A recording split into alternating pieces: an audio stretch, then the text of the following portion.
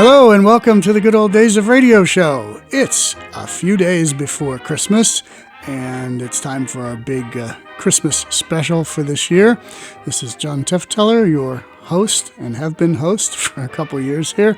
We're going to do a special long edition of the Good Old Days of Radio show. They usually run somewhere around 35-40 minutes unless we have an hour show, and then they'll run 65-70 minutes, but today we have a 2-hour command performance broadcast with all the big stars in Hollywood that were available that day, all working for free on behalf of the Armed Forces Radio Service.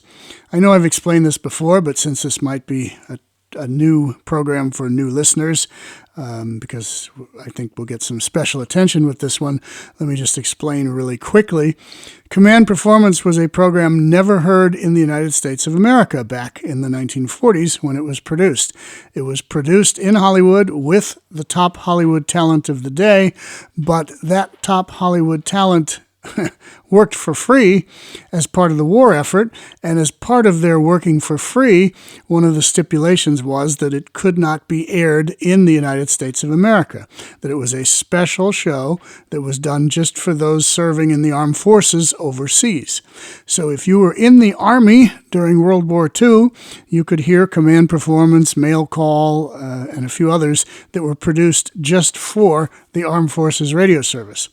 They pre-recorded them in Hollywood, they edited them in Hollywood, and then they pressed them up. Actually, Allied Pressing Plant in Los Angeles pressed them up on large 16-inch records, and they sent them copies of them. They pressed up a number of them, not just one or two, and they sent them to service bases all across Europe, Japan, everywhere in the Philippine Islands, everywhere where there was a U.S. base at any point. They would send copies of these shows, and they were allowed to be broadcast on the local radio show, radio airwaves there for the enjoyment of the soldiers and the people helping with the war effort. So as a result of that, they could get the biggest stars in Hollywood to do things for free, and they didn't do them badly. They went all out. They wrote great scripts and gave great performances, and they're really fun shows to listen to today. So with that recap of what you're about to hear, this particular one has Bob Hope, Bing Crosby, Herbert Marshall, who was a famous actor at the time, Jimmy Durante, Jerry Colonna, Judy Garland. Judy Garland will sing for you. Ed Gardner, also known as Archie from Duffy's Tavern, and Frank Sinatra, and I think there's more, but that's enough to get us going. It's a full 2 hours. I don't know that we're taking a break in the middle of this. We may be just going for 2 hours, but either way, I will be back when we do take a break, and we'll see what after that. So from December 15th, they did this a week or so before Christmas, December 15th, 1945. I think they did it early to give them enough time to get it edited and pressed up on records and shipped overseas. So they did it at least a little over a week before Christmas, but even that would be pretty quick to get that done and pressed and overseas, but they did. December 15th, 1945, here they go.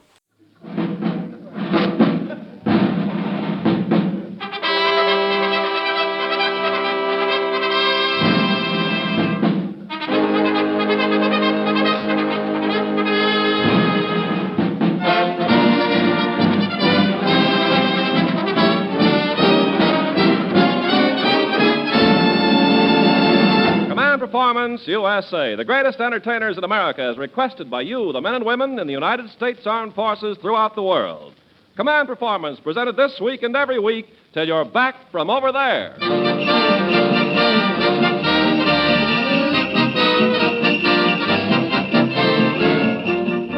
Well, gang, this is Ken Carpenter unwrapping the biggest Christmas package of the day. Command Performance, your present from Armed Forces Radio Service, Los Angeles, USA. This year, we wanted to make this a very realistic Christmas. Of course, we couldn't bring you any snow, we couldn't bring you a hunk of the North Pole or Santa Claus's igloo, but we are bringing you a man who has an icicle for a nose, and here he is, Bob Hope.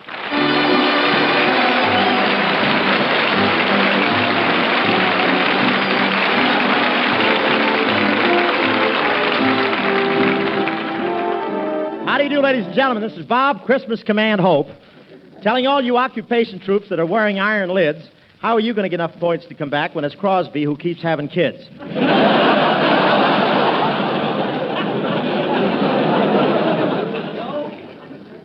Of course, even in the occupation troops, they're issuing passes to certain fellas for Christmas. Issuing passes to certain fellas for Christmas. That's an Army expression meaning eeny, meeny, miny, there ain't no mole. But back home, we're having our first peacetime Christmas in 4 years, and you should see the mobs at the stores. I went up to one woman and I said, "Isn't it wonderful to do Christmas shopping now that all the fighting has stopped?" But she didn't answer me. How can you talk with all your teeth knocked out? I went out to do a little shopping myself, and you should have seen the mobs of people. The streets were so crowded, my suspenders broke, and I walked 6 blocks before my pants fell down.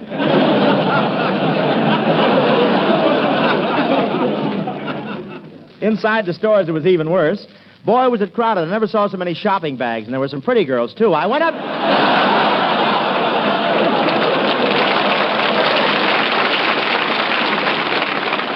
I tried to hide it from you. I went up to the second floor on an escalator. You know what an escalator is? That's where you keep right on going up without doing anything yourself. Like a second lieutenant. But you,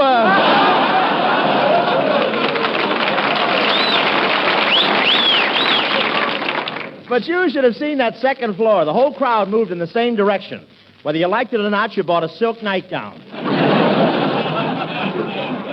And on me, it looked good. There was such a mob, I climbed up on a counter to get some air, and before I could climb down, I was sold for $1.98.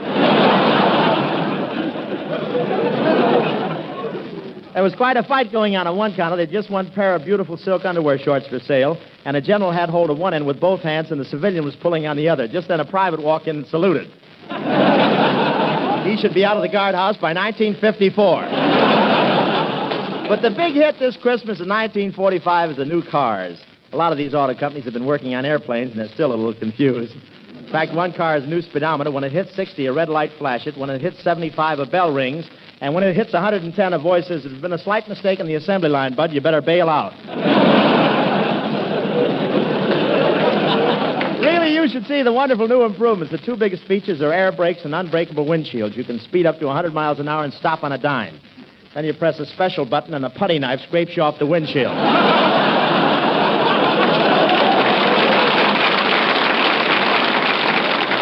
Everything is automatic. In fact, this year you press a button that presses a button. But the best thing in the new cars is a special horn. When you pass a brunette, it plays good, good, good. When you pass a blonde, it plays that's for me. And when you pass a redhead, it stops and you play.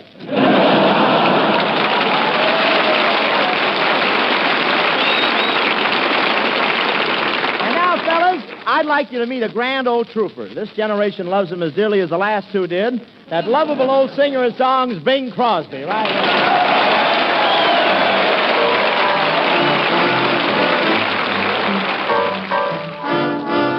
Do you hear that whistle down the line? I figure that it's engine number 49. She's the only one that's gonna sound that way on the Atchison, Topeka, and the Santa Fe. See the smoke rising round the bend. I reckon that she knows she's gonna meet a friend. Folks around these parts get the time of day from the Atchison, Topeka, and the Santa Fe. Here she comes.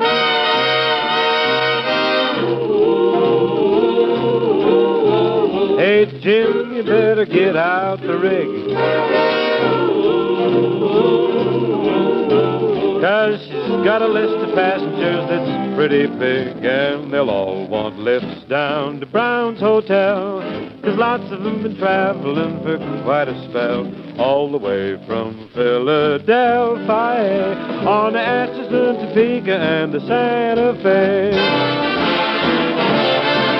Travel on the Santa Fe, Bay? All the time. I love the Santa Fe. Always get me good accommodation. Oh, do they really? Yes, I had a room all to myself going east. Good. Funny thing, though, the porter locked me in at every station. Never can understand.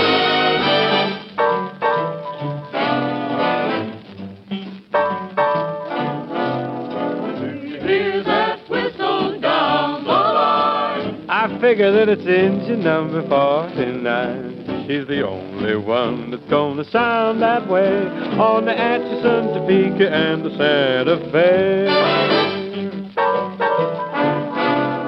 See the smoke a-rising round the bend. I reckon that she knows she's gonna meet a friend. Folks around these parts get the time of day from the Atchison, Topeka, and the Santa Fe. Here she comes.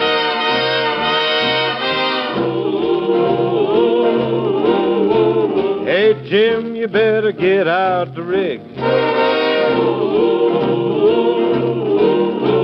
'Cause she's got a list of passengers that's pretty big, and they'll all want lifts down to Brown's Hotel. 'Cause lots of them been traveling for quite a spell, all the way from Philadelphia, on the Atchison, Topeka, and the Santa Fe. On the Atchison, Topeka, and the Santa Fe. On the Atchison, Topeka, and the Santa Fe. On the Atchison, Topeka, and the Santa Fe. The good old 80 and the Santa Fe.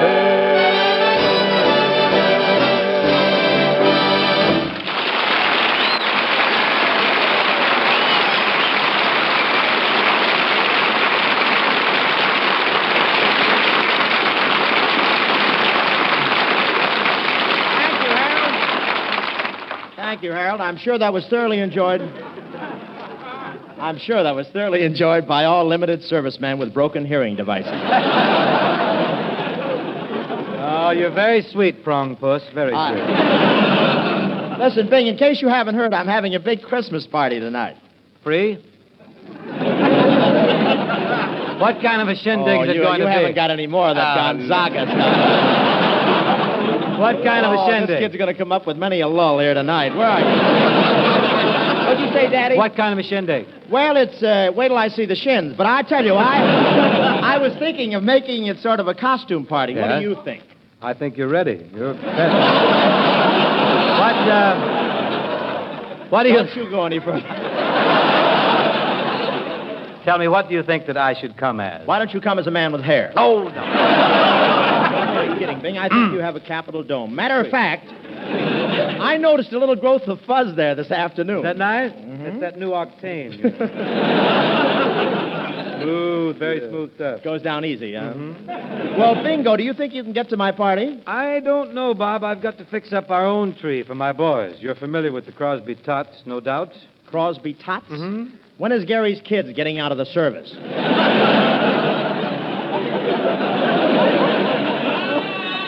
You want me to talk about... Thought you'd never make it, old boy.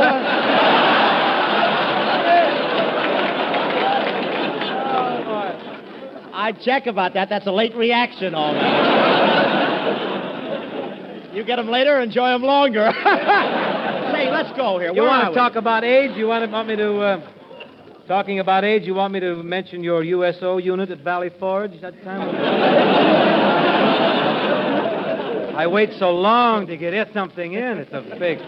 Well, you got another line. Just continue. But you say this is going to be a masquerade party, huh? Come again? What are you coming as, really? I'm coming as the Thin Man. The Thin Man? Mm-hmm. Everybody will think you've got Asta under your vest there. But I'm just in a dither. I don't know how I should appear. Well, why don't you make up as one of your own horses? Then you wouldn't even have to show.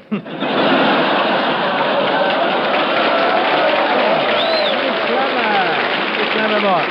You could just come as a pot of glue or something. Oh, you know? that's right.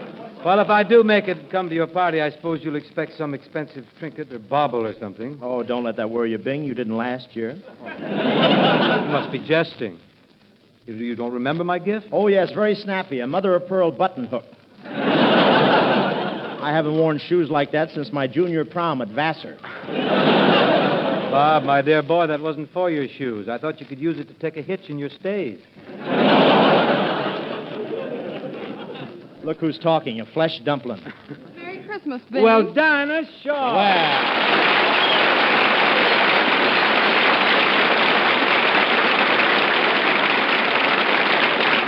Merry Christmas, Dinah. You remember my colleague here, Bob. If it's not a yuck, throw it out, Hope. You remember that?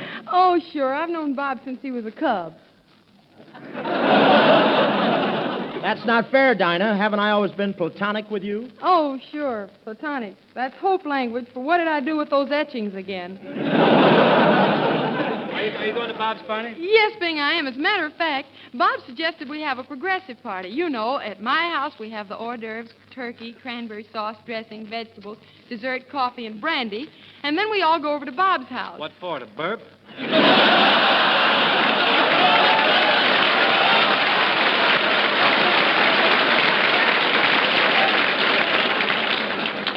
Dinah, you know very well we're going to do all the eating at my house. All you promised to do was help prepare the stuff. Did you get those hot dogs I sent over? Hot dogs? All I got was 200 empty skins. What did you expect me to do with them? Fill 'em, girl, fill 'em. Well, what with? Well, you know what with. I sent over 4 turkeys this morning. Oh, goody, turkey furter.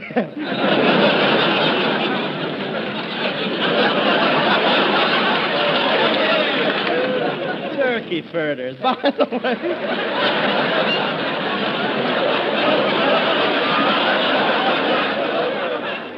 He's always pulling those darbs. Say, by the way, Dinah, remember what you promised to lend me? Oh, Bob, I don't think I can. Oh, but Dinah, I need it. Well, Please, Bob, Dinah might be wearing it herself. Stay out of this, Blub. You know, Dinah, what I like about it is that it so little holds so much. yes, it does. And it makes it so firm. Oh, all right, Bob. I'll lend you my ice cream freezer. Swell. Now, well, you'll have to excuse me now. I've got to type up a big list of presents, I expect. So I'll see you at the party, Dinah. And how about you, Bing? You in? Oh, I don't know, Bob. I did have a previous engagement. Oh, you don't have to keep it this year. They can get another baritone in that Salvation Army quartet. Oh, and the pennies sound so nice. Turkey furters. Those pennies sound so nice when they hit my tambourine. I'll think it over, Bob. Meanwhile, there's a Shore special dangling under the mistletoe. From the top, please. Huh, Miss Dinah? You got it, Bing.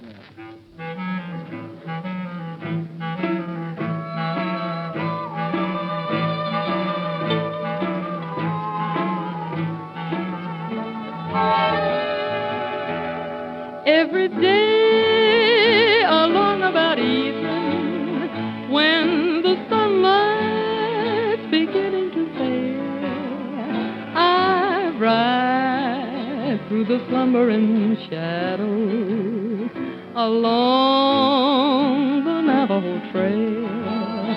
When it's night and crickets are calling and the coyotes are making a wail, I dream by a smoldering fire along the Navajo Trail.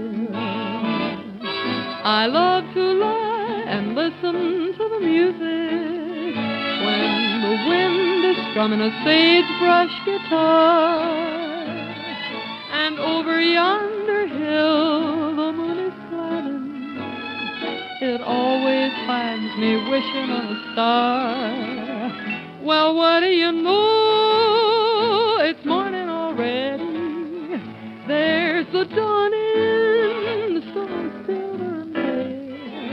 It's time to climb into my saddle and ride the Navajo Trail.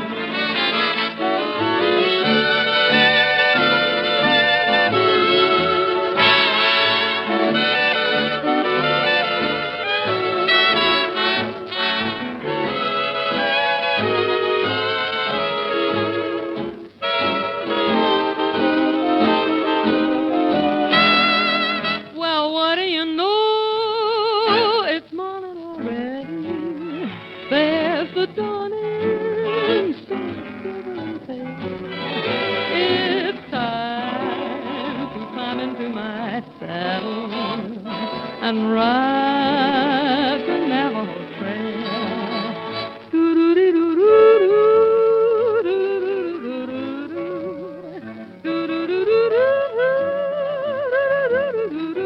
Oh, yes, it's time to climb into my saddle and ride the Navajo Trail.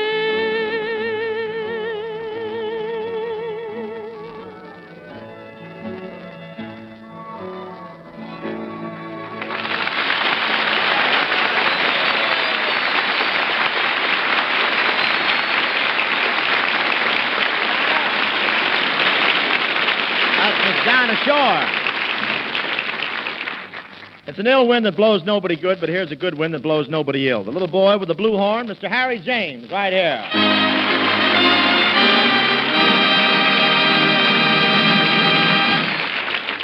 Harry, I suppose you'll be at my party tonight. Well, Bob, I don't know if I can make it. Oh, well, Harry, you've got to be there. Well, I don't know. I'm awfully busy.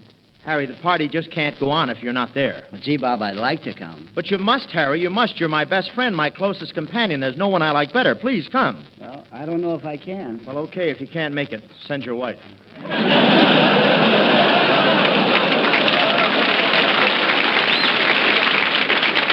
Well, believe me, Bob, I'll try and make your party, but right now I have to answer a request to command performance.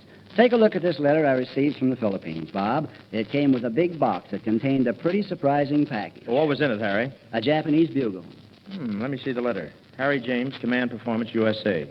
Dear Harry, enclosed in package, you will find a Japanese bugle captured by the 4th Sound Ranging Platoon during the fighting in the Philippines. 6 of our unit, accompanied by Filipino guerrillas, were alone in Japanese-infested territory. We were attacked about 3 o'clock in the morning, but drove the nips off, and Corporal C.E. Fowler grabbed the bugle as a souvenir. This little skirmish on a lonely hill in the Philippines did not make headlines, but was very important to us. Corporal Fowler sends this bugle to you, hoping in return you'll sound taps for the Japs on their own bugle. Sincerely, members of the 4th Platoon, 289th F.A. Observation Battalion, APO 70. Well, Harry, here's the bugle. Are you going to sound taps? No, Bob. Those boys already sounded taps for the Japs, but just for fun, let's see what a couple of hot riffs sound like on a bonsai bugle.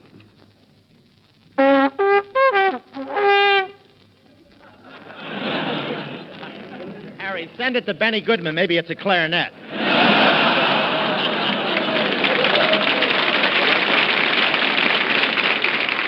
Well, I guess I better Lovely stick lips. to... You ought to have Joey Brown here for that, that thing. I guess, Bob, I better stick to my own bugle. An excellent suggestion. How about giving out with something with a bit of bounce? Okay, here's the whole gang tripping lightly through the 2 o'clock jump.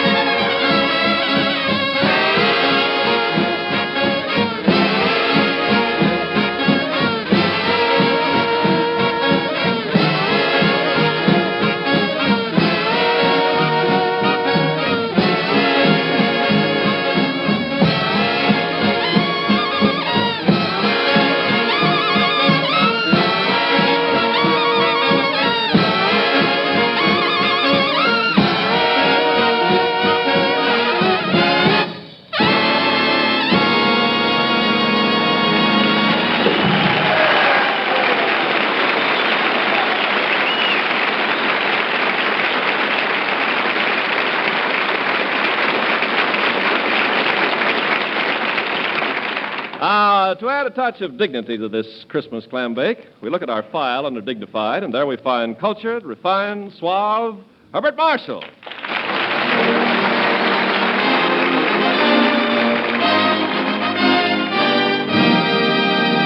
Thank you, Ken, my boy. It was nice of you to ask me over, but I'm in a bit of a hurry. I'm invited to Bob Hope's party again this year. Oh, what's your hurry, Bart? The party isn't for a little while yet. No, I have to go to the bank and get some change for tips. By the way, Ken, who is going to be at the party this year? Oh, people of great importance. Betty Davis, Luella Parsons, Humphrey Bogart, Lauren Bacall, a lot of people. How do you like that? He left that umbriago. Jimmy Durante!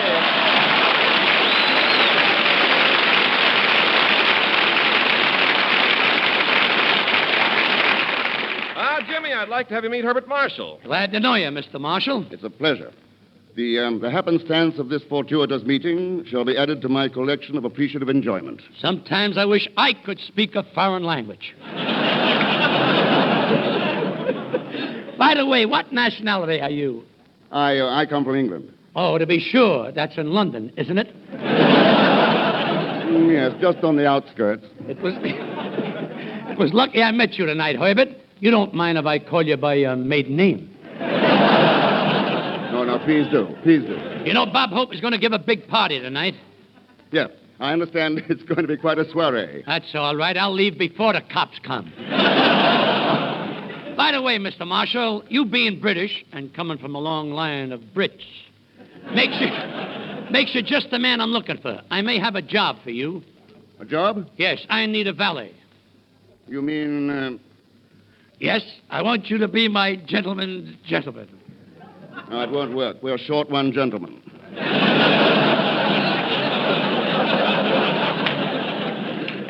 Ushers, stand erect. Add a little class to the joint.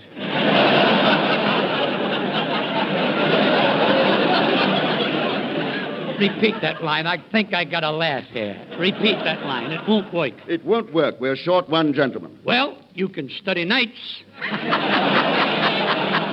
I got a million of them. Jimmy, now, would you say that you occupy a social position sufficient to warrant having a manservant? Oh, yes. It's a well-known fact that Durante is practically stinking with charm. Yeah, you'll pardon my skepticism, but a true gentleman must have a background of generations of culture. It may interest you to know I have an Anglo-Saxon genealogy. They thought I couldn't pronounce it, the bums. And Angelo said, well, are you sure? How can I be sure? I don't even know what it means. Oh, it means that some of your ancestors were born in England. Is that true, Jimmy? Yes. My great-grandfather, Sir Rumplebottom Durante, was an important man in Wickenham County. And the regime of Henry IV, he presided over a big country seat. Really, yeah. Mm. Yes. But with the event of King Henry V, he fell into political disfavor. He was forced to move the country seat from Wickenham to Twickenham. Then he had to move it from Twickenham to Bickenham. What a dilemma. There he was with a big seat and no place to put it.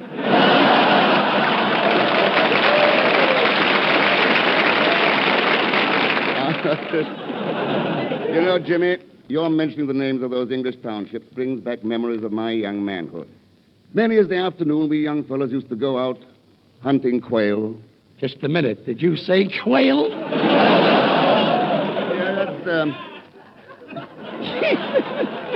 Yeah, that's a bird. Pardon me, I mistook your intentions.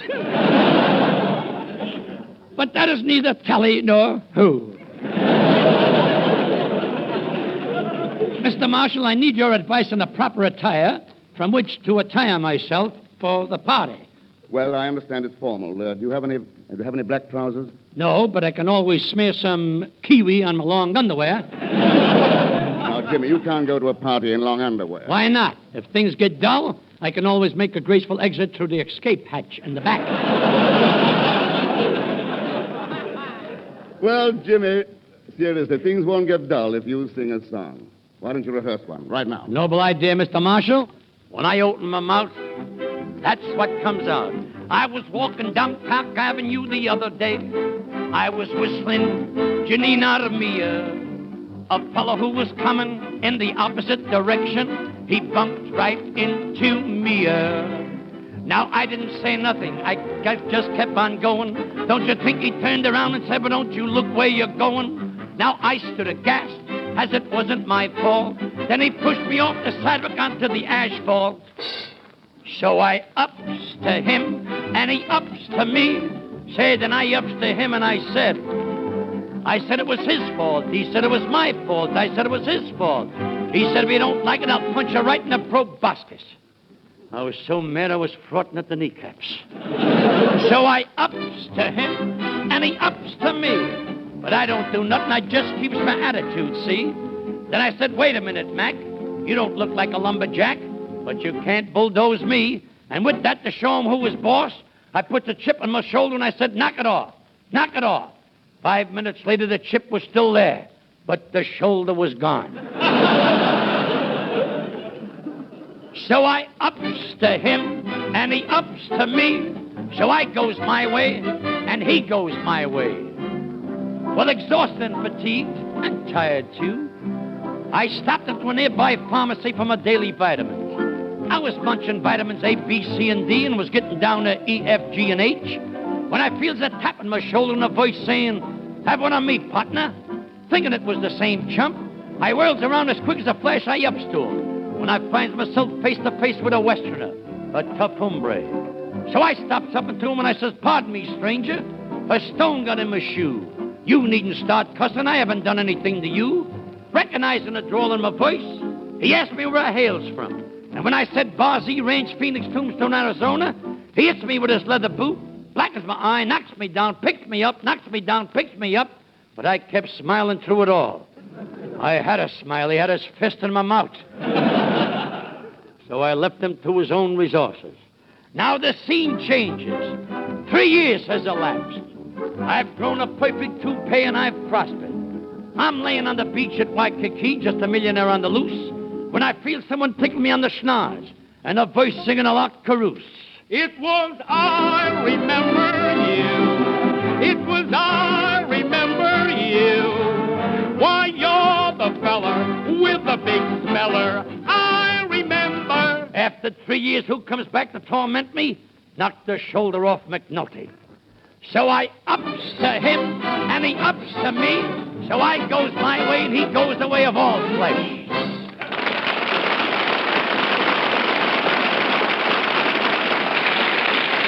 Jimmy boy. Very nice. I know some of you men are lucky enough to be stationed where you can have a big Christmas tree decorating your mess hall. And I only wish this next little thrush had a nest in each one of those trees. Here she is, Miss Jenny Sims.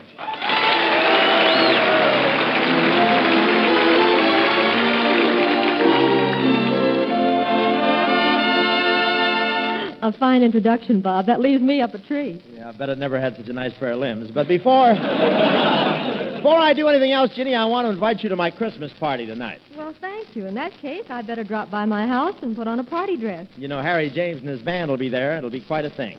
Well, in that case, I'd better put on a formal evening gown. And naturally, we'll sit out a few dances on the love seat together. I wonder where I could get my hands on a suit of armor. It's time for your song now, Ginny, so why don't you go right ahead while I run out and look for a can opener. All right, Bob. All right, Bob. Here's till the end of time.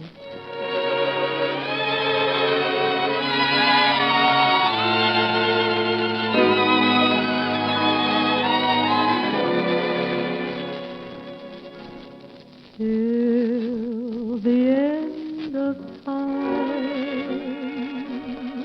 long as stars are in the blue, long as there's a string of birds to sing, I'll go on loving you. Till the end of time, long as roses bloom in May, my love for you will grow deeper with every passing day, till the wells run dry and each mountain disappears. I'll be there for you to care for you through laughter and through tears. So take my heart in sweet surrender and tenderly say that I'm the one you love and live for till the end of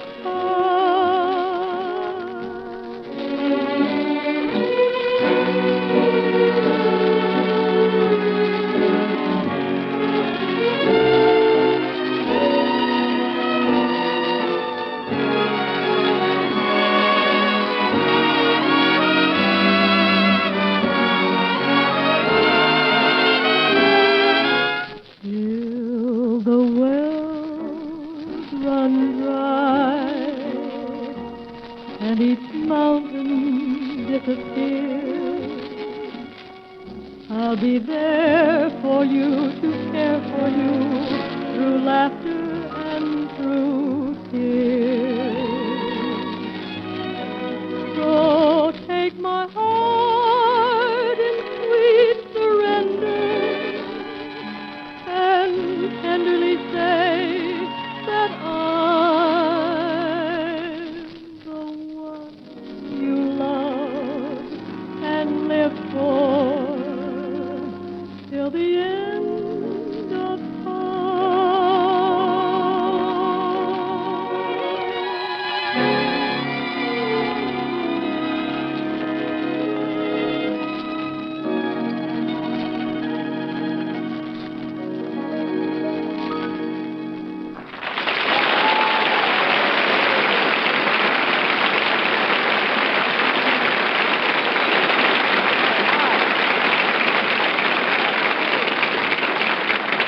Jenny, I wonder how the preparations for the party are coming along. Professor Colonna is supposed to be attending to all the details, buying all the food, and that must be Colonna now. Hello? Hello, is this the restaurant?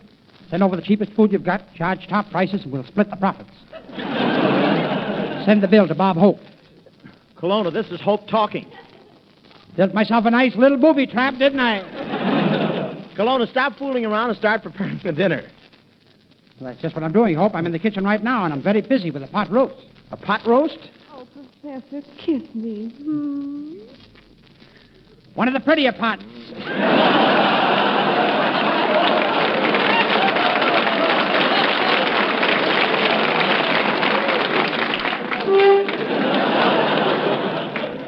Professor, why don't you just settle down and marry another idiot? Well, sorry, Hope. I'd rather be just a sister to you. Colonna, haven't you prepared any refreshments for the party? I certainly hope. I just got a bucket of Pepsi-Cola from a cow. That's ridiculous, Colonna. Cows don't give Pepsi-Cola. They don't? No. Well, I'll taste it and see. What do you know? Southern Comfort.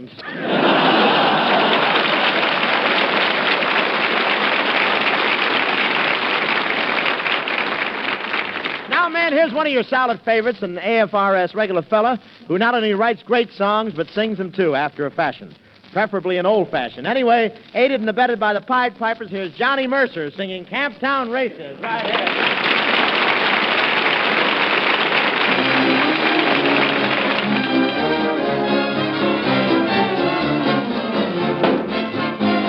Camptown ladies sing this song, doo-dah, doo-dah. Camptown racetrack 5 miles long, doo-dah day. Come down here with my hat caved in, doo-dah, doo-dah. Can't go back with a pocket full of tin, whoa, doo-dah day. Twine to run all night, twine to run all day. I bet my money on a bobtail nag, somebody bet on me. Oh, the long-tailed filly and the big black horse, doo-dah, doo-dah. Fly the track and the cut across, oh, doo-dah day. Fine horse sticking in a big mud hole, doo-dah, doo-dah. Can't catch bottom with a 10-foot pole, oh, doo-dah day. Twine to run all night, doo-dah, twine to run all day. Oh, doo-dah. Bet my money on a bobtail nag, somebody bet on me. Oh, doo-dah. grandstand's filled with a happy crowd. Oh, doo-dah. Hey, the clothes ain't stylish, but the show is loud. Oh, doo-dah. Every high-born lady wears a fancy lid. Sports all hollering, oh, you kid. If you ain't made a wager time, you did. They're at the post. There goes the gun. They're off. Oh, doo-dah. Bobtails leading that quarter mile. Oh, doo-dah. But look at that bay's got a lot of style. Oh, doo-dah. Yes, now they're starting on the homeward trek. Looks like everybody's gonna collect this. The photograph finished neck and neck. Oh, those campfire faces. Oh, those happy faces sure had a wonderful time.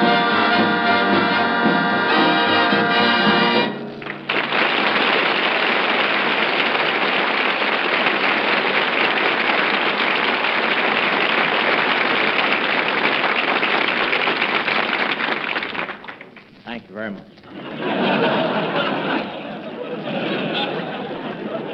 Smoke if you like, thanks. Hey, John, that was swell. How would you like to do an encore? Well, I'd like it fine, Bob, but I only had one other song prepared, Atchison, Topeka, and the Santa Fe, and that's already been done by your Mr. Crosby. Well, don't give them to me, John, not even for Christmas. But that reminds me, Johnny, you're coming to my party tonight, aren't you? Well, yes, Bob. I made a little money on my last song. I guess I can afford it.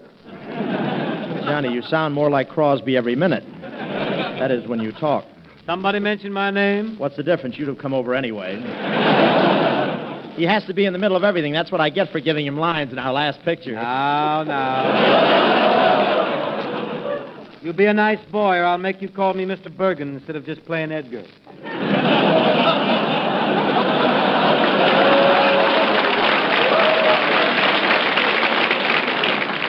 Hi, Bing. I was just telling Bob here what a nice job I thought you did on Atchison, Topeka, and the Santa Fe. Oh, I'm so happy you liked it, John. I didn't interfere with you, did it? I mean, you didn't want to sing it yourself or anything? Oh, no. I don't like to sing anymore. Any more than B.O. Plenty likes money. Why, shucks, Bing's the logical one to sing Atchison, Topeka, and Santa Fe anyway. Oh, I don't know about that. I introduced it in a picture called Harvey. Well, Judy Garland.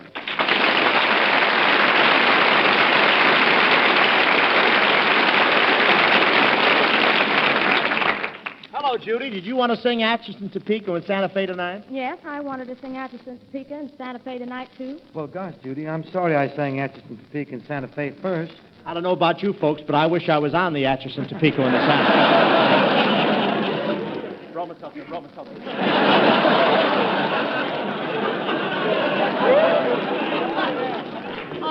No kidding, though, Johnny. It's a swell song. How did you ever happen to get the idea for it? Well, I got the idea from a family I once visited near Topeka, Kansas. They were real hillbillies. There are no hills in Kansas. All right, they were flatbillies. And if you, Bing, and Bob will jump in and play some of the characters, we'll show the guys just how I happened to get the idea for the Atchison, Topeka, and the Santa Fe. Well, you got yourself some characters, John. A little flatbilly music, please.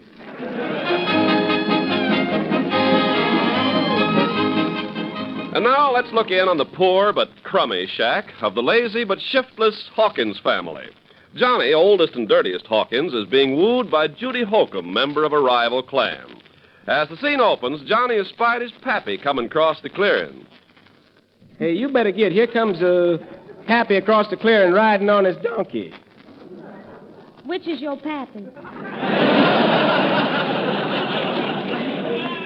The one with the long ears. Why, that old buzzard, I'll take my gun and fill him so full of lead he'll have to send his laundry to the smelting plant. Now, you look here, Judy Holcomb. You better quit shooting holes in me. The Gophers is moving in already. Well, I can't help it. Me and the Newtons is feuding. Dag nabbit, you're right. Whenever a Holcomb gets near me, I just naturally smell a skunk. Well, there's another nostril for you. What do you smell now?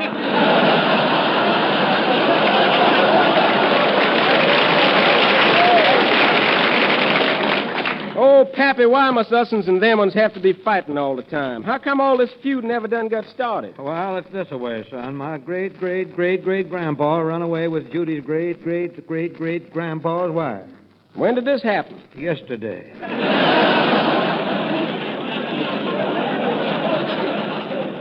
They went to Niagara Falls on the honeymoon, but I don't think it'll do them any good. Why not? Well, they're both so darn deep, they won't be able to hear the water. Say, tell me, where's your other son, Hope Hawkins? Well, he's out in the back there, yonder, spearing leaves with his nose. Well, now, there's my idea of a talented fella. Here he comes now. Hello, Poppy.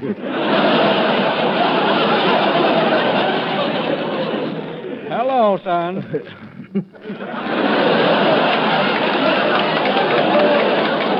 At last, they got him cast right. Continue. Well, look who's here. Our old enemy, Judy Holcomb. Give me a kiss, enemy. Why, heck no. You still got a leaf on your beak. Gosh, you sure look pretty, Judy. You're so romantic looking, you got my heart a-thumping like a hound dog's leg in scratching season. Well, I kind of hate to admit it, but you got mine a-thumping, too. How about you and me's getting hitched? Well, I don't know. Do you really love me, or did you just want someone to shoo the flies off you?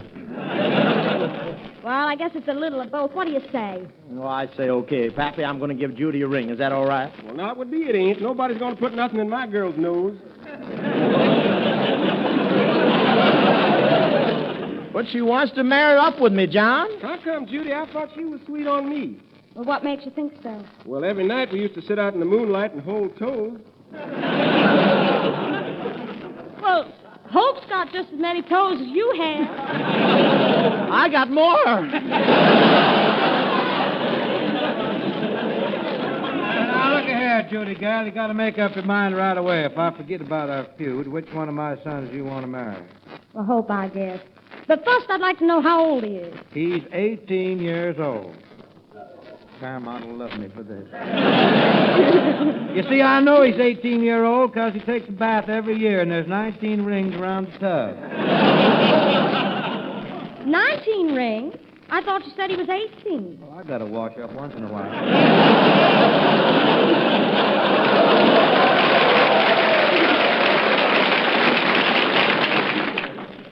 Well, I won't answer that. Our families have had enough trouble. But there's been too much stolen. Let's have the nuptials right away.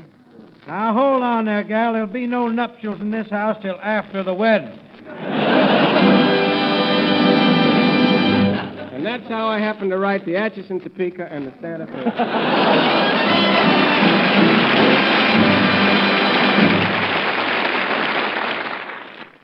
Well, now that we've got that cleared up, here's Judy to sing a little something for you.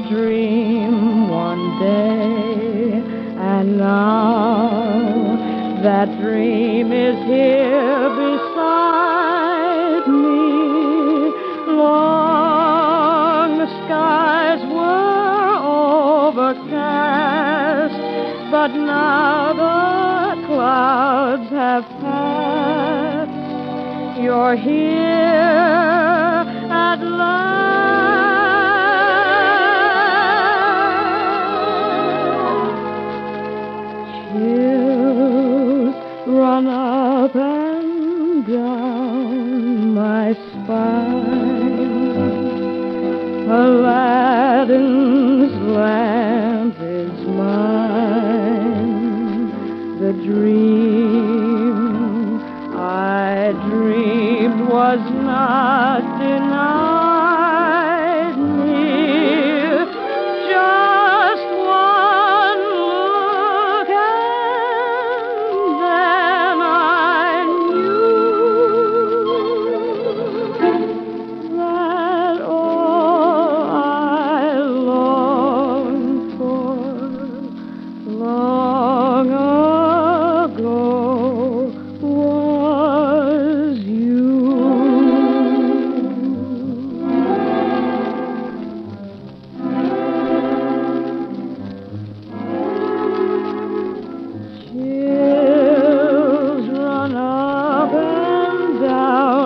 my spine. Aladdin's lamp is mine.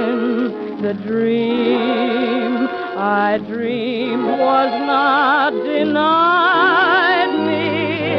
Just one look and then I knew that all I longed for long ago was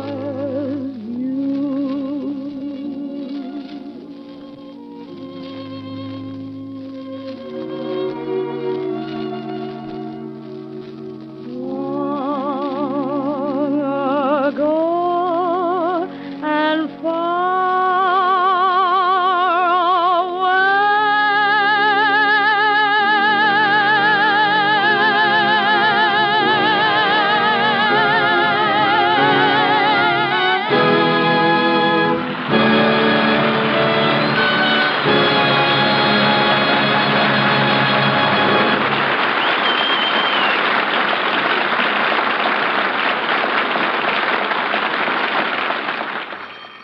Hello?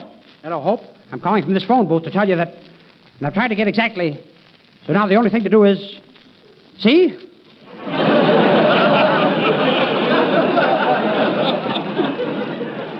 Colonna, there must be something wrong with this connection. Why does everything you say have something missing in the middle? Use the lifesaver instead of a nickel.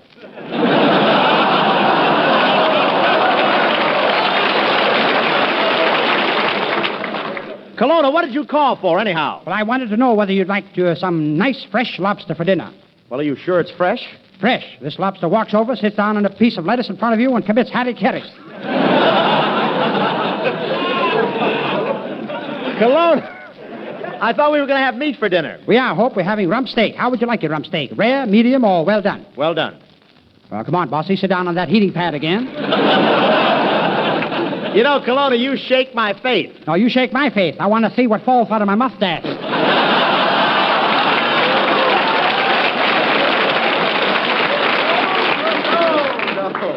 I can see right now that we're going to have a miserable dinner tonight. Oh, don't be silly, Hope. I just finished making a delicious soup. I put everything in the kitchen in it. What a great soup. Everything in the kitchen went into it. By the way, Hope, did I have a guy here helping me? Of course you had a guy there helping you. Well, I'll strain the soup and call you back.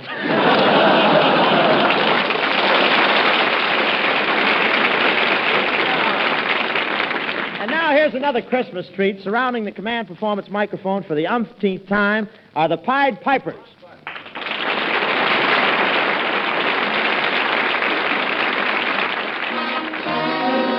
The Pied will sing Embracing with You with all 8 lungs going to one.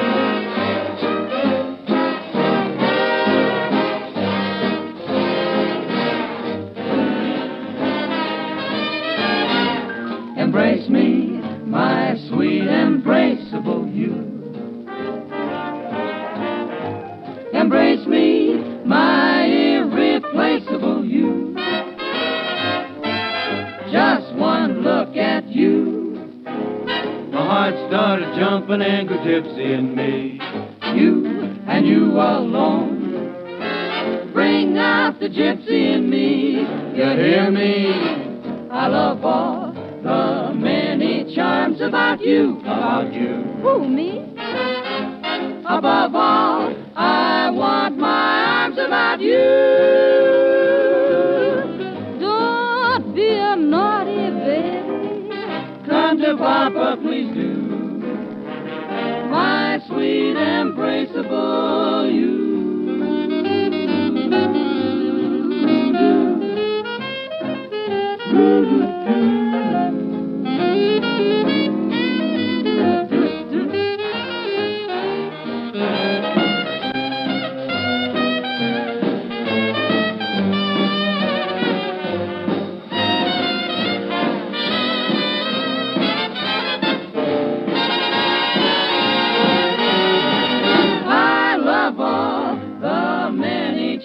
About you.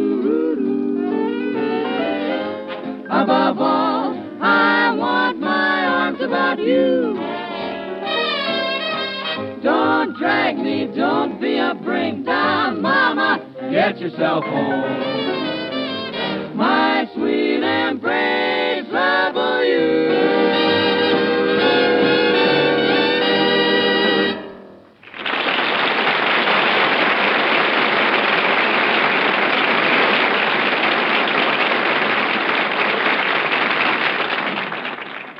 Oh, that was swell, kids, and don't forget to drop over for the party. Hey, Mr. Hope, but I... Well, if it isn't Archie of Duffy's Tavern. Mr. Hope, I heard you throwing a Christmas party, so I says to myself, Archie, why don't you help Hope out and get him some talent? And not just plain first-rate talent, you know. Better than that? Second-rate. So you want to get me some entertainment for my party, eh, Archie? Yeah, for an allotment, of course. You know, you ain't talking to no bum. We live and learn. Yeah. Now, I can get you a certain person who is in great demand at parties. Oh, you can? Well, who is he? I can get you Bing Crosby.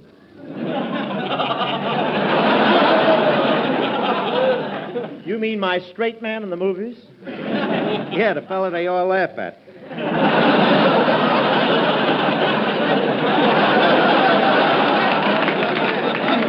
The guy is a very good singer, you know. Quite a career this Crosby's had. You know, he studied for 8 years before he found out he couldn't sing, and by that time he was too famous to quit. Archie, I know that with a client like Crosby, you probably get 50% commission, so rather than see you lose it, I'll say go get Crosby. Okay, Mr. Hope, your wish is my command. Excuse me while I repair to his dressing room.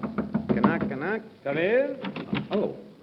My dear Archie, it's so good to see you. May I tell you it warms the cockles of this old wandering troubadour's ticker to find himself in the comforting presence of such an estimable character as yourself.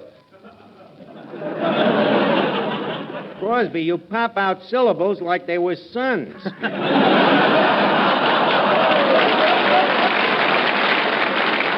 I don't mind them big words, you know, but, you know, it ain't fair to people that don't understand them. Like who? Like you. So leave a sleigh off if you want to use big words, you know. I'll match your vocal... I'll match you anytime. Okay, Archie, truce. Tell me, how are things at Duffy's? Well, the place has been closed for altercations. No. Now, you mean alterations. Altercation is a fight, a brawl.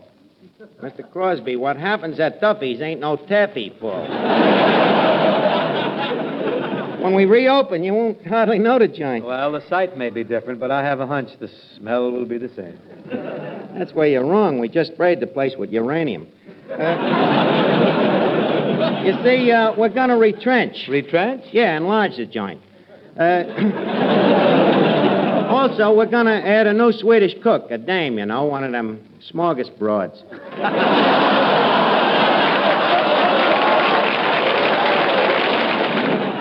Archie, what did you come to see me about, really? Well, it's like this. Bob Hope and me was talking about how many people get by on the radio without no talent, you know, and somehow or other your name came up. I'm honored. Well, anyways, that's what started the argument. What argument? About who's better, you or Sinatra, you see. So Hope says, look, Archie, sometimes Bing ain't as good as Frankie, and sometimes Frankie is better than Bing.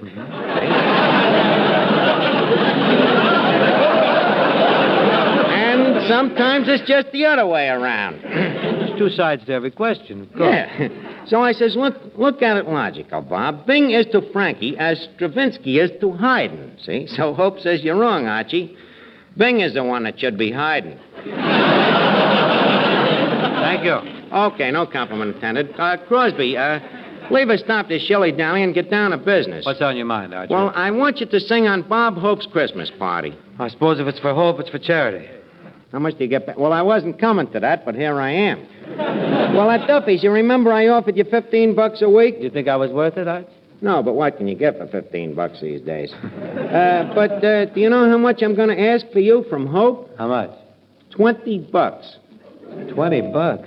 Yeah. Suppose he finds out I work for you for the 15. I'll tell him it included meals. Don't forget, 3 meals a day, 7 days a week at Duffy's Tavern is easy worth $2. Well, 15 and 2, that's only 17. Yeah, well, since that time you made that picture that's going my way so that your name is worth something. That'd be another buck. Yeah, but that's only 18. How are you going to get the other two? The other two? It sure is tough getting you big dough, Crosby. But you know, that hope ain't too bright neither, so maybe we can railroad him. Well, you do the best.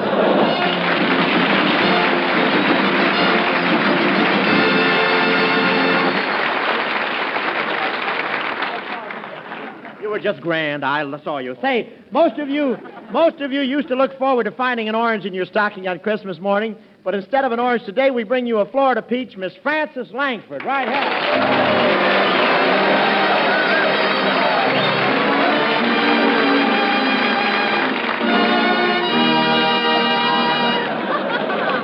Say. Hello, Bob. Merry Christmas, boys. Frances, you're coming to my Christmas party, aren't you? Oh, fine. Are you going to play Santa Claus again this year? No, last year I got in a lot of trouble playing Santa Claus. You did? Yeah, I had a big pillow tucked under my belt, and I'll never forget a tough kid came up and punched me right in the stomach. What'd you do? I snowed on him for 10 minutes. You never told me, Bob. How'd you like that beautiful white sweater I knitted for you last year? Oh, it was swell, Frances, but it was a little loose and stretchy. Loose and stretchy? Yes, I put it on Christmas morning and hung down on my hips. By noon, it was down on my ankles. And in the evening, I was coming out of a flower shop with a back dragging along the ground. And an old woman said, "You're a lovely bride, my dear, but where's the groom?" Santa... Let's not get antagonistic, folks.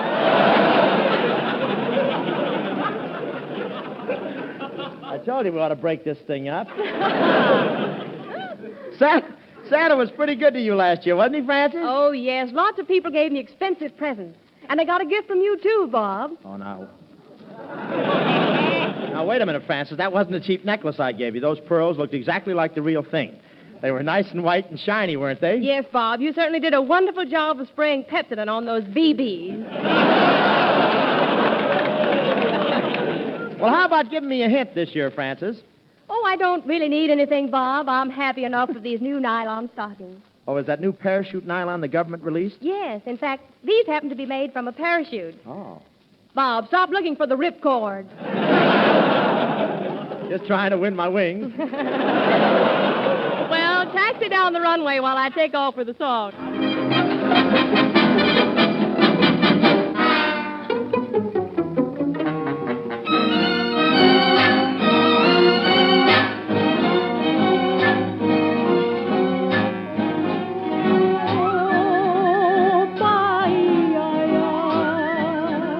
When twilight is deep in the sky,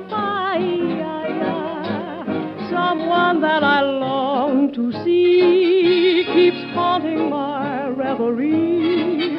And so the loneliness deep in my heart calls to you, calls to you.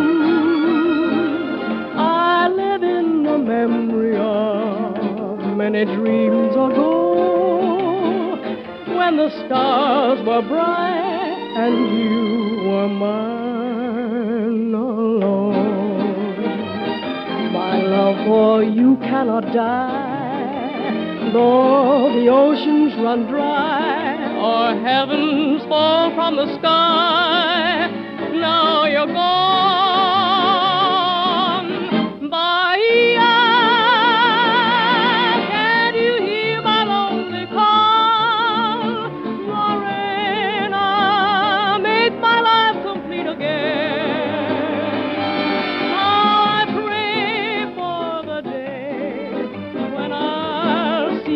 Smile and my heart will beat again.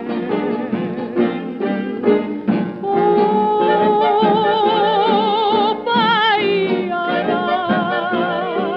when twilight is deep in the sky, Bahia, someone that I long to see keeps haunting my reverie.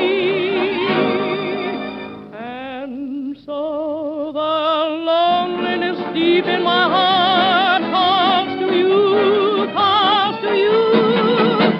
But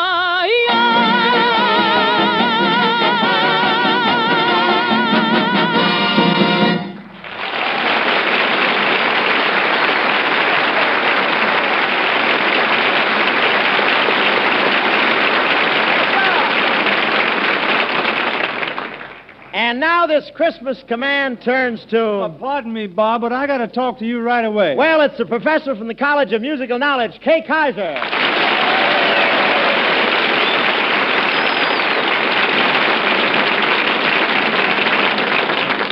Kay, did you get the invitation to my Christmas party? Yes, Bob, and that's what I want to see you. You know, I got to get some advice. You came to me for advice? Sure, Bob. I want to get a girl to take to the party, and I don't know where to get one. Well, Kay, just follow a pair of slacks down Hollywood Boulevard. Oh, but, Bob, men and women both wear slacks. How am I going to tell them apart? Oh, you'll think of something.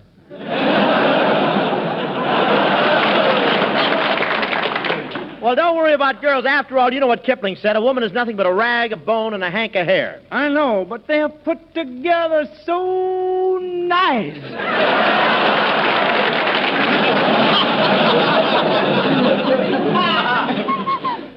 Honest, Bob, I've tried everything. I just can't get a girl. Well, Kay, maybe the trouble with you is you're too skinny. Me? Skinny? Well, I'll have you know I weigh 125 pounds.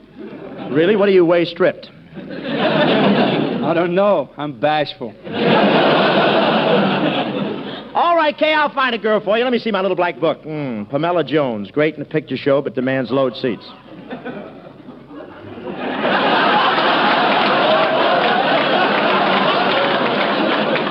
He used to be in my band. He's got to laugh. Yeah. Yeah, it looks like he's one that wants to come back.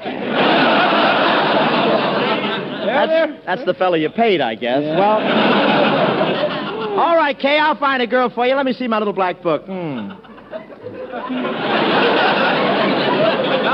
laugh at me. I don't have a band, brother. Peggy Stafford, trained in Griffith Park. Oh, here's the one for you. Here's the one for you, Kay. A very refined and charming girl. You know, Boston family, high society. Oh, no use calling. Why not? This is Friday. She wrestles tonight.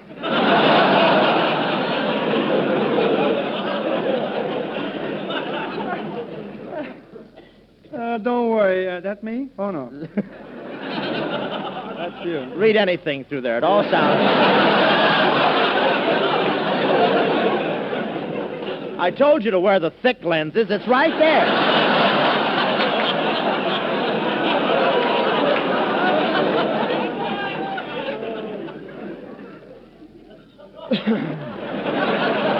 This is for this Christmas, you know.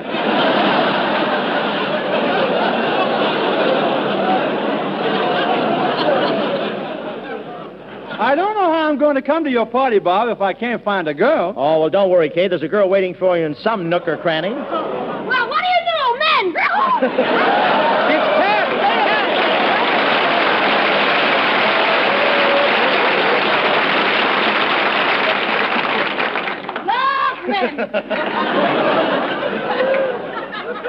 Well, there's one from the cranny.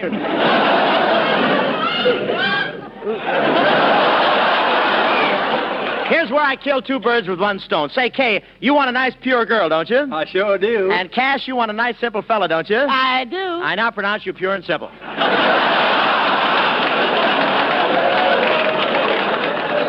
Oh, well, maybe we can still have fun. After all, beauty is only skin deep. Yeah. Who pailed you?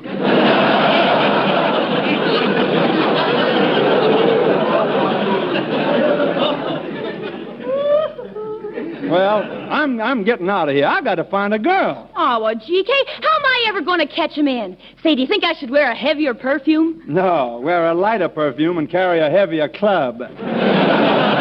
Don't have to do that. Oh, gee whiz, another romance, another failure. Every time I thought I was going to get married, I planted seeds to raise my own orange blossoms. You did? Yeah. Now I got 10,000 crates of oranges and no one to squeeze them. Like that. Say, look, Kay, take me to the party tonight. You won't be ashamed of me, honest. Look, I'll be all dressed up and wearing my low-cut gown with no back and no sleeves and no straps. A gown with no straps, no sleeves, no back? Oh, pray tell me, miss, what holds it up? The law of gravity? No. Laws of California.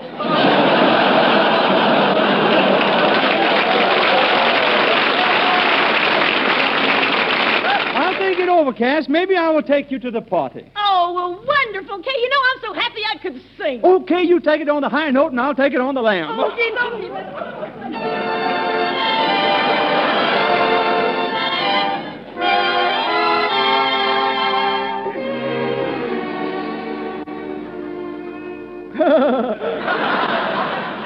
I realize that a beauty prize is something I never will take. I'm quite aware neither pills nor prayer can rectify nature's mistake. I guess I'm an also-ran, me with my gorgeous pants. Every time I try to get a man, he always gets away. Well, you can't blame a gal for trying. There was one who seemed to love me till I tried to name the day. Well, you can't blame a gal for trying. One guy almost married me the very night we met. Then he saw me in the daylight, and he ain't stopped running yet. I may never get a sucker for the broken down brunette, but you can't blame a gal for trying.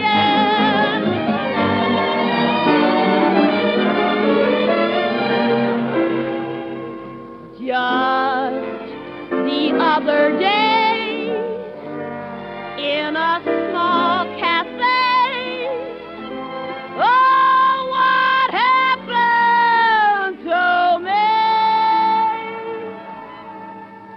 He was standing there at the bar, in his hand a big black cigar. He was swinging, but not on a star. That guy was drinking like a fish. He looked kind of shy. I saw in his eye a gleam he could not conceal. He said, have a drink. Then I gave him a wink and answered, it's a deal. Down went the bourbon, down went the soda, boy, I was feeling gay. Then he put his arms around me, and I said, take your hands away. Then his wife walked through the door, coming my way. That dame looked like 6'4", coming my way. Oh, she banged our heads together. Oh, she was as tough as leather. It was murder, Jack. Boy, did she get rough. It was murder, Jack. She started throwing stuff. And when she punched me squarely in the jaw, you'll never know how many stars I saw. And round I went, down and down I went. She stretched me out flat on the floor. There she roared, I'm out of ammunition. She was bored, so she called an intermission. I got up from my flattened out position and I ran away. I didn't sleep a wink that night because my jaw was swollen tight. I had to call the doctor that morning to see if everything was still all right. And when he opened up my mouth that morning, he said, my dear, there's not a tooth inside. I'll never smile again. My smiling days are through. I'm always making up my mind to stay away from men. But when I see something wearing pants, I get the same old yam. I may wind up in another mess, but here I go again. Well, you can't blame a gal for trying.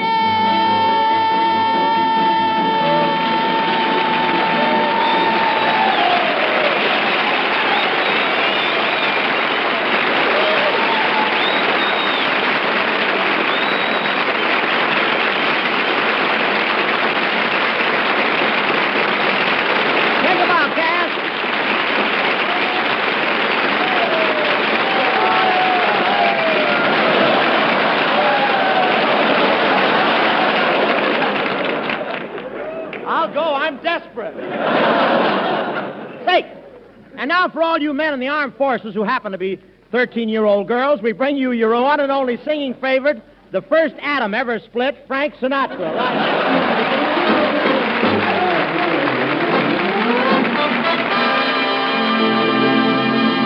Lie down anywhere.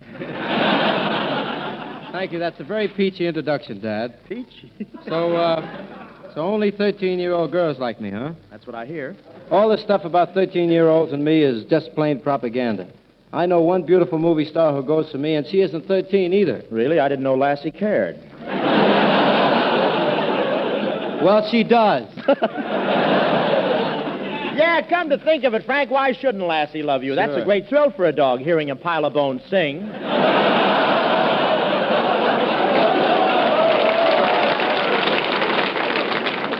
You been talking to Crosby lately, boy? Can't miss him. Well, after all, Frankie, the guy works at the same studio with me. I got to talk to him sometimes. You see, he has the key to the washroom.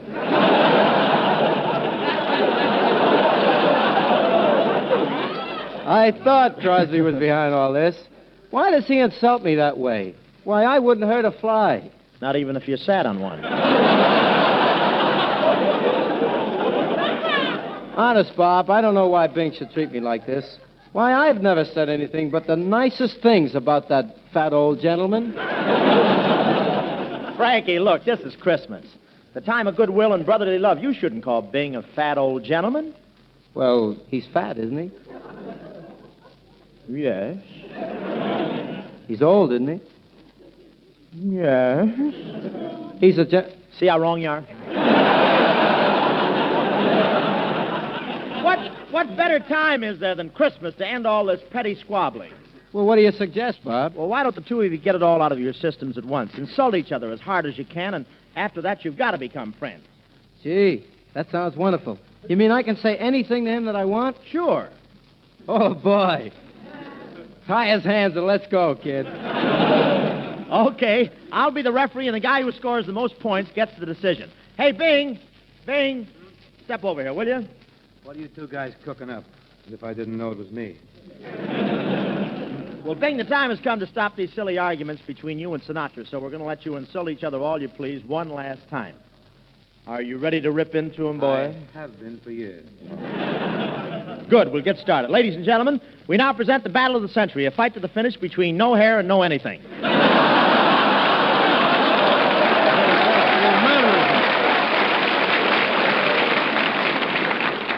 Red Skelton gets out soon. You watch it. Be steady. Take your time. What'd you say, dear? Red Skelton will be out soon. Yes.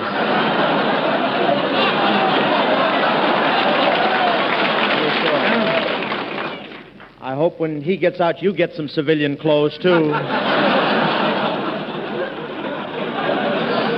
Right. You look like Jeff Davis's advance agent.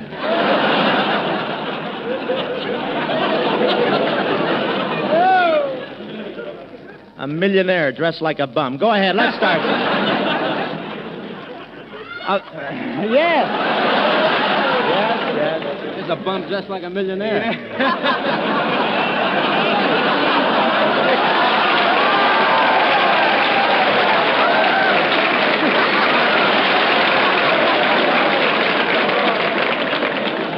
Isn't that amazing?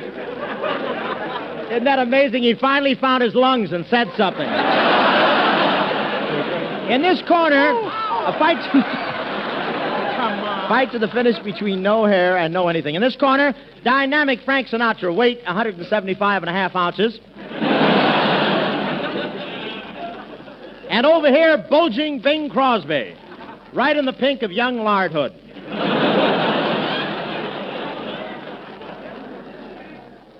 Okay. Come out swinging. You're first, Sinatra. Call Crosby something. Well, Come on. Call him something. Well, gee, there's so much to choose from. Can I call him anything? Sure, anything. Anything at all? That's right, sure. Call him the worst thing you can think of. Okay. Bing, you're a Bob Hope. That's what you are. Oh, I'll never be able to top that. Never in the world. This is a fine fight. Everybody hits the referee here tonight. Okay, wide drawers, it's your turn.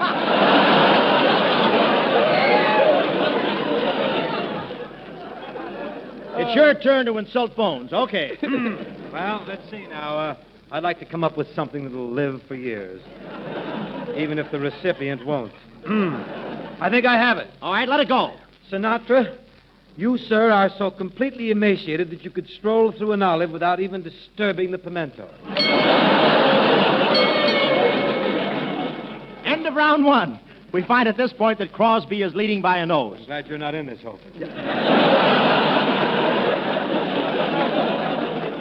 Lay off my shiv, bub. Okay, round two coming up. You take it first, Cabbage Head. Okay, here I go. Oh, I'm sorry. Pardon me. After you, sir. No, I think he meant you, sir. Well, who did you mean, Hope? Oh, I think I should have been more specific. I meant the Cabbage Head with the hair. See? I told you he meant me, kid. I should have known. You've got the right complexion for it, too. Just right. Well, don't stand there, Frank. You're not going to let him get away with calling you names, are you? You bet your life I'm not. Well, go ahead. Answer him back. Well, you're darn right I will, hey. Sticks and stones can break my bones and so can soft-boiled eggs. So there.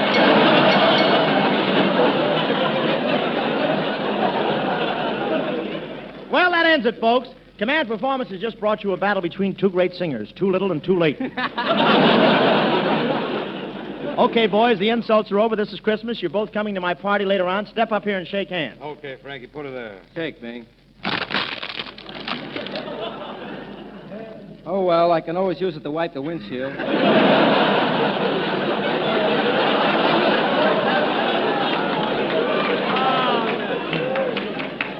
Just wrap it around the microphone, Frankie. You got to sing now. Yeah, Frankie, what are you going to sing that I couldn't do half as well? Just for me, what are you going to sing? I'd like to sing anything for you, Bing. Oh, you're so sweet.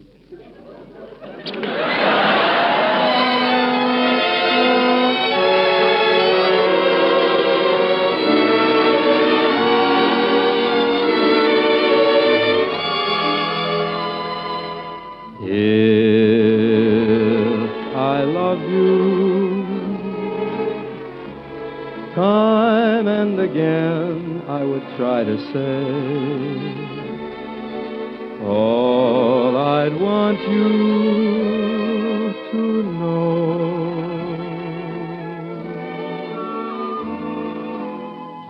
If I loved you, words wouldn't come in an easy way.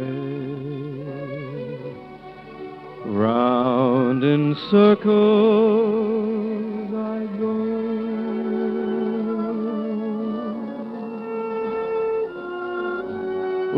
Longing to tell you, but afraid and shy. I'd let my golden chances pass me by. Soon you'd leave me. Off you would go in the mist of day. Never, never to know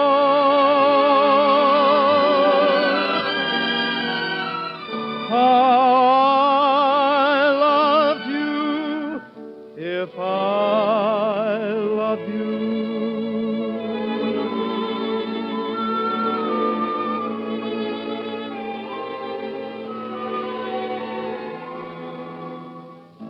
Soon you'd leave me. Off you would go in the mist of day. Never, never to know how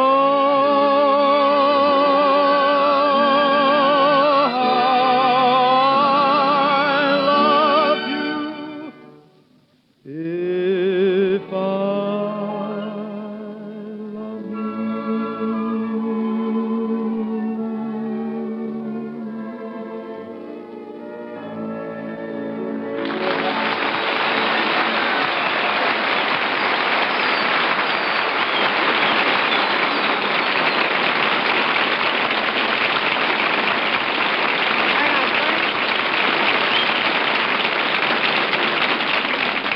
And now it's 3 hours later. We take you to Bob Hope's house on this Merry Christmas Eve. Yes, it's a great night for Bob.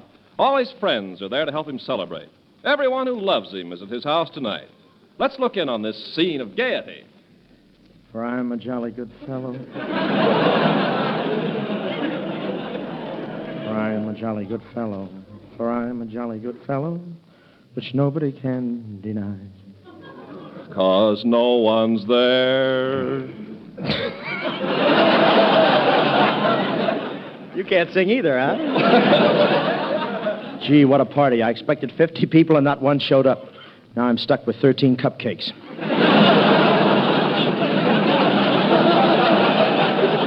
Gee, if only someone would show up. Anyone at all. Hey, maybe it's Hedy Lamarr. Maybe it's Ann Sheridan. Maybe it's Rita Hayworth. Whoever you are, come in and get kissed. I hope my mustache won't tickle. Well, who are you? Me, I'm a current major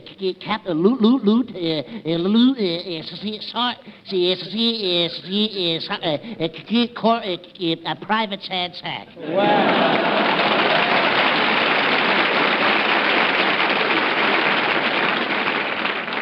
Oh, a soldier, huh? How'd you happen to drop in tonight? Well, you've always been my favorite movie star. You see, I just love you on the radio. I wanted to see the great Bob Hope, and it was too far to the nearest restroom.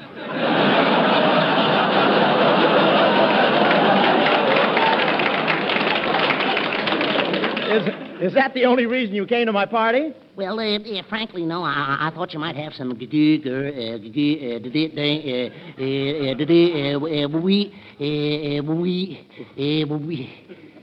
civilian wax.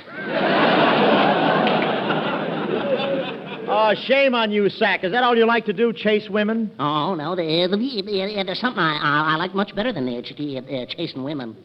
What's that? Catching them. Well, Sack, I hate to disappoint you, but there are no girls here at my party tonight. In fact, there are no men either. Oh, just our type, huh? Yeah, that...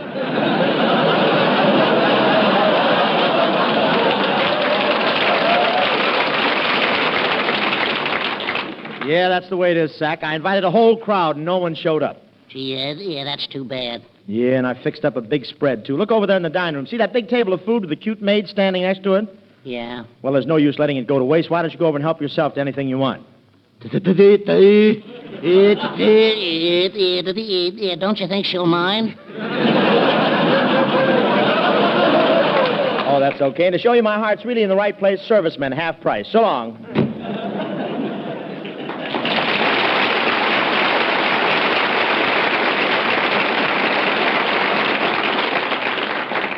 Well, 11:30. Looks like no one's coming. I'm sure they could find the house unless my neon sign went out. The one that says guided tours through the home of the world's #1 comedian. Men $1, children 50 cents. Women, I'm sure we can come to terms. Gee, what a letdown. Oh, well, I'll stretch out on the couch for a few minutes and take it easy. Boy, this is comfortable. Hetty, please. Don't, Hetty, not in public. Hetty, stop. It's not nice to bite your nails.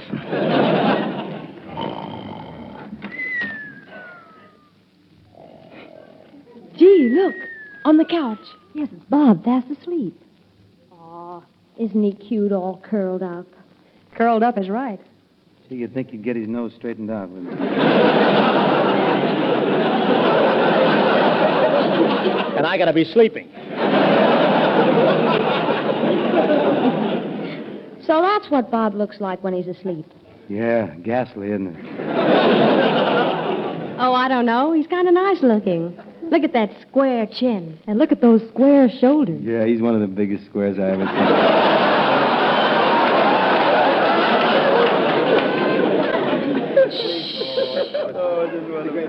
Shh, listen. I think he's snoring. Oh, look, he's awake. Well, so you got here after all, huh? Why, sure, Bob. You didn't think we'd desert you on Christmas Eve, did you? Well, no, sir. We simply had to come here tonight because our widow dream man is here. Well, now you're talking. And we all want to give our dream man a kiss. This gets better and better. Keep moving. And we just want to love him to death. One at a time, girls. Say, we're not going to wait another minute. We're going to start kissing right now. Yeah, not so fast.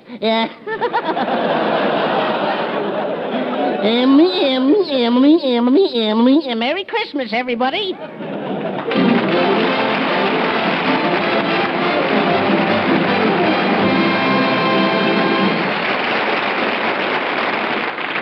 now with a Christmassy note, here's the Bob Mitchell Boys Choir and Santa Claus is Coming to Town. The night before Christmas and all through the house, not a creature is stirring, not even a mouse. Better watch out, better not cry, better not pout, I'm telling you why. Santa Claus is coming to town. Making a list, checking it twice, gonna find out who's naughty and nice. Santa Claus is coming to town. He sees you when you're sleeping. He knows when you're awake. He knows if you've been bad or good, so be good for goodness sake. Oh, you better watch out. You better not cry. Better not pout. I'm telling you why. Santa Claus is coming to town. Have you been good as you could, as boys and girls all should? Who didn't mind? And who has been kind as any good youngster would. Oh. Better watch out, better not cry, better not pout, I'm telling you why. Santa Claus is coming to town. He's making a list, checking it twice, gonna find out who's naughty and nice. Santa Claus is coming to town. He sees you when you're sleeping. He knows when you're awake. He knows if you've been bad or good. So be good for goodness sake. Oh, you better watch out. Better not cry. Better not pout. I'm telling you why. Santa Claus is coming to town.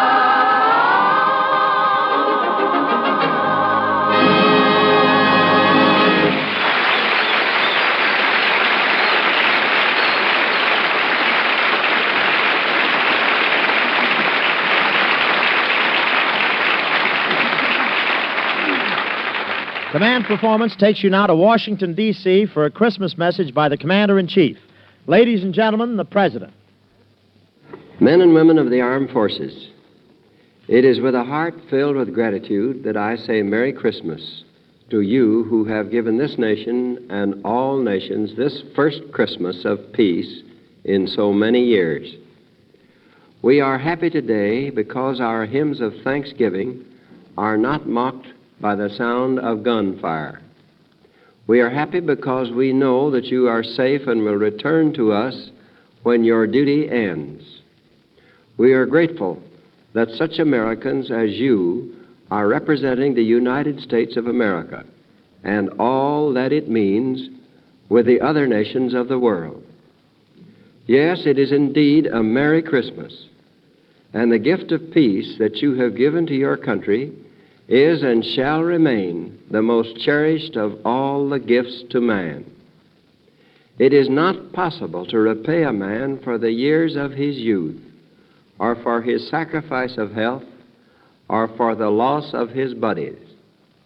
But there is one thing the American people can and will give you. It is the resolution, the determination, that the freedom you bought so dearly will never be jeopardized again, that the victory will be used to try to work out a lasting peace and a better world. Thank you, and God bless you on this Christmas.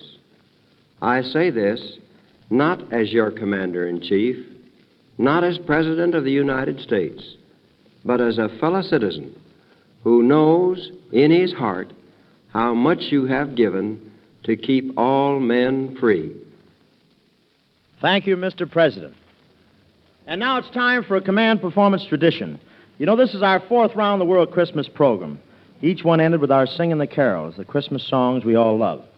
But in 1941 and 2 and 3 and 4, there were silent places where our voices didn't reach.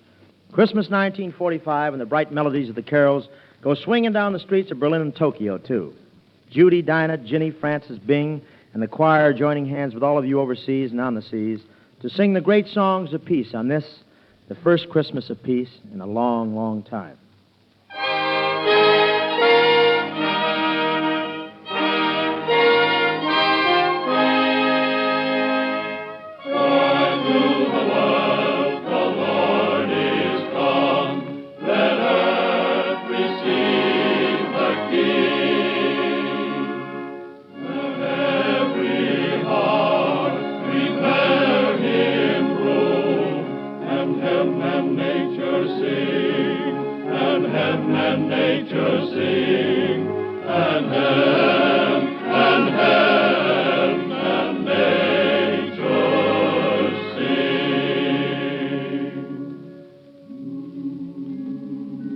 Well, the main streets all connect now.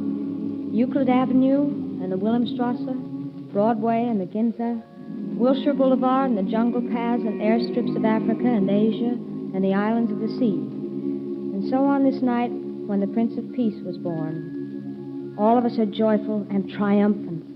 Francis? Oh, come, all ye faithful, joyful and triumphant.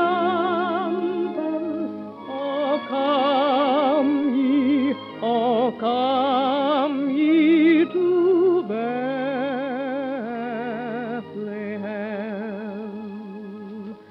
Come and behold him, born the King of angels. Oh, come, let us adore him. Come, let us adore him. Oh, come, let us adore him. Christ the Lord.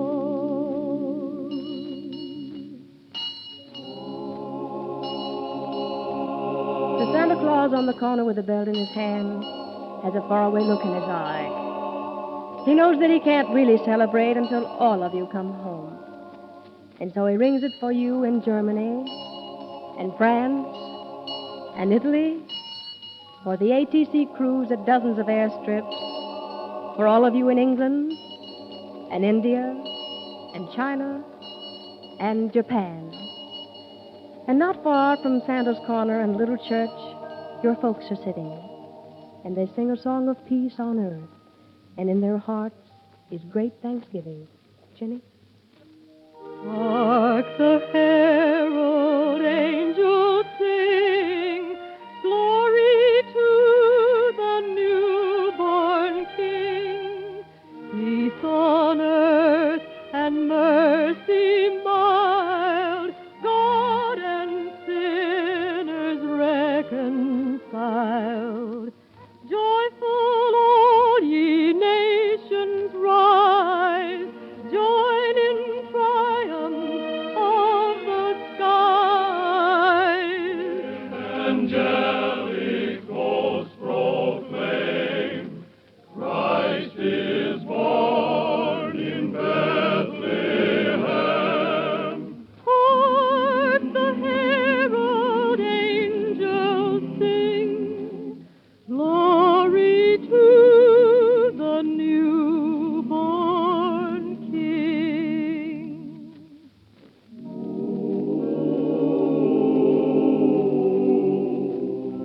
Tonight, in the cathedrals of the world, the freedom-loving people of the United Nations, citizens of Earth, are singing a song of liberty. They find strength and peace as they did in war by heralding again the moment 1945 years ago when a little child was born. Oh, little town of Bethlehem,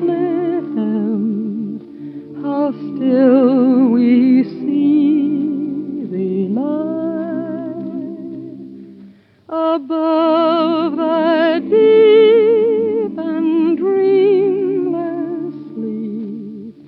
The silent stars go by, yet in thy dark street shineth the everlasting light. The hopes and fears of all the years are born in thee tonight.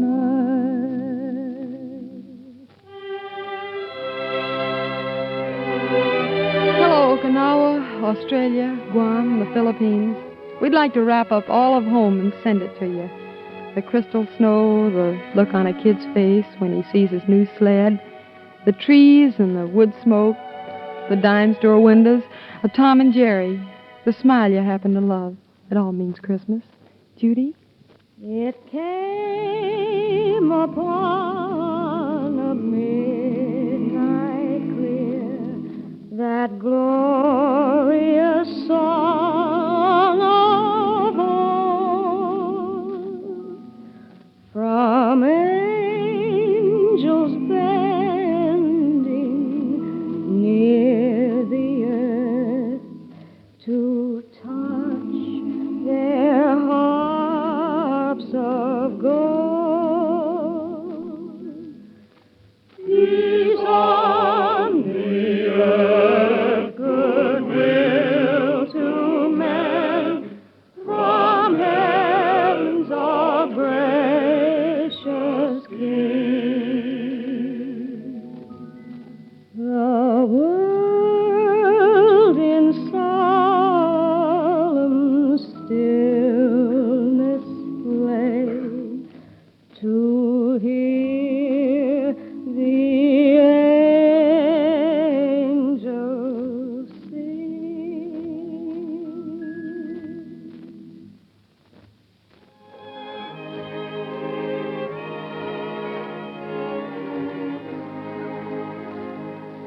This is a happy Christmas, all right. It's a great Christmas. Next year, pray God, all of you will be singing this at your own fireplaces, around your own trees, this song that means so much to all of us. Silent night, holy night, all is calm, all is bright, round yon virgin, mother and child, holy infant, so tender and mild, sleep in heavenly peace,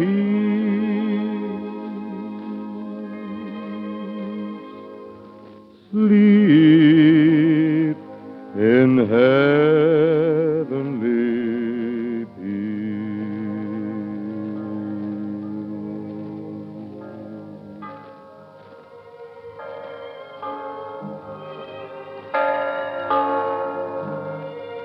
Hear that? The bells of Christmas 1945 ring out clear and free around the world to you. Listen to them.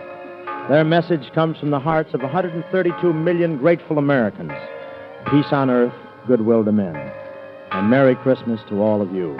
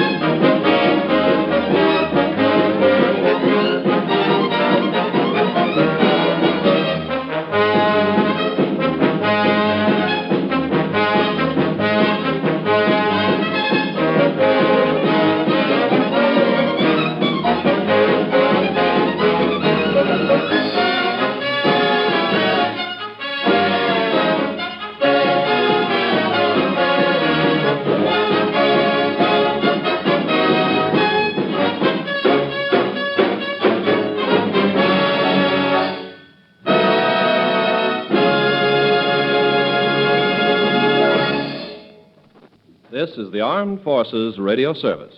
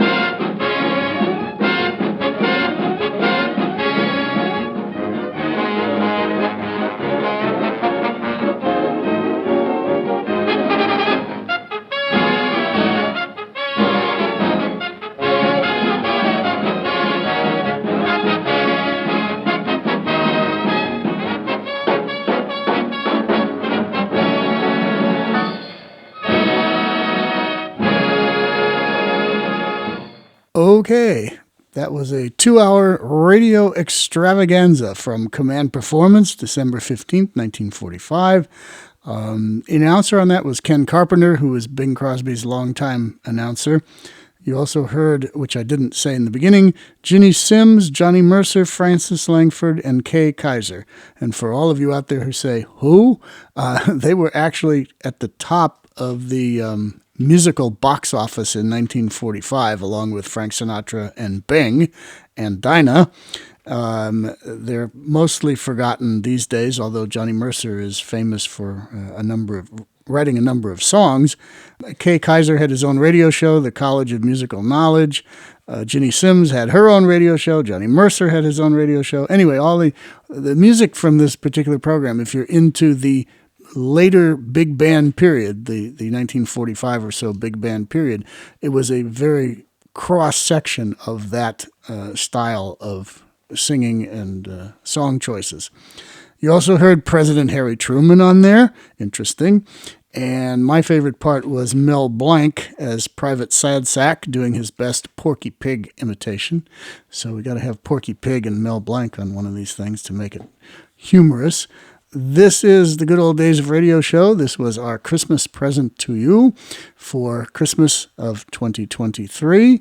Hope you all have a great Christmas in a few days with your families. And we will be back on Tuesday, which coincidentally is my birthday, and we have a special program for you on Tuesday, video style. Video, you're actually going to get to see us kind of do a Good Old Days of Radio show, although it's going to be a little bit different than what we normally do, but not exactly. So make sure you check back on Tuesday for that, but you will get video along with the audio. So television's creeping in.